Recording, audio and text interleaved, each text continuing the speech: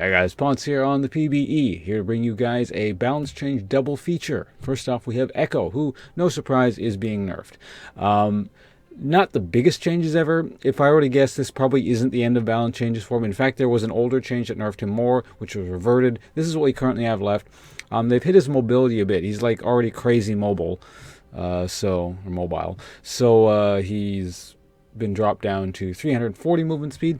Honestly, people kind of, laugh at when movement speed is reduced. It's a pretty big thing, actually. Like, he still has very high movement speed, but base movement speed is a very important stat, and people always underestimate it. A lot of times it's just what gets you away, or allows you to just kill people, or just move in and out and poke people, and they can't do much. It affects everything in a very, very subtle way. It's kind of like the luck stat in the Elder Scrolls games. If you guys are familiar with that. But anyway, aside from that, we have also parallel convergence. The mana cost was slightly increased, at least at lower ranks. Now, this is actually slightly bigger than one might think, because Ekko does tend to have mana problems early, depending on how you build him. Regardless of how you build him, he's going to have mana problems, but some more so than others. Some builds more so than others. At the end of the game, it ends up being the same thing. But yeah, right at the beginning, if you want to spam your spells, you got to think a bit more about that. And as I said, I think Ekko's pretty good, but I also think people have not really figured out how to play him properly yet. So if we're going to see more nerfs from him, it's not going to be for a little bit. Like, these are just very preliminary stuff. So it's good to know that Riot's at least looking at Ekko and kind of considering balance implications and not rushing into anything too quickly. I think this is a good, sort of a good stepping stone. Next we have Luden's Ekko. Now, incidentally, this is another kind of incidental Ekko nerf, since Ekko tends to build Luden's Ekko a lot. But of course, it's the general mage-ish nerf. AP ratio has been lowered. Used to be 0.15 APO on the passive. Now it's 0.1, so 10%. And lastly, the charges per cast have been lowered. So these stack things you get when they go to 100, you cast the spell.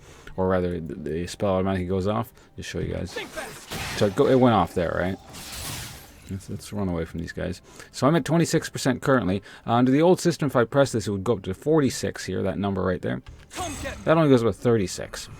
That's kind of seems understandable. Honestly, when I first saw Luden's Ekko on the public test realm a long time ago, when they were first talking about introducing new mage items that were supposed to replace DFG, I was actually, it was an extreme case because I was playing Katarina with 40 cooldown reduction and just like mashing the keys and casting stuff as fast as possible.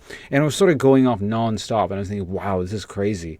It probably won't charge up this fast when it goes live. And then it ended up going live like that, so...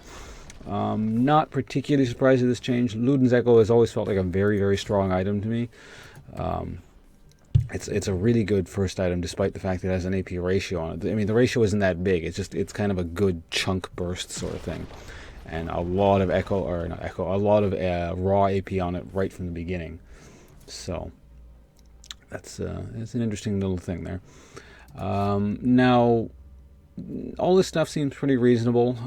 It's not the biggest sort of rock the boat ever sort of changes, so I expect them to go live personally like this. Maybe Ekko will have something slightly added to him in terms of nerf or something. But other than that, thanks for watching, everyone, and hope you enjoyed this public test realm balance change double nerf feature, I suppose. Anyway, see you guys around. Bye.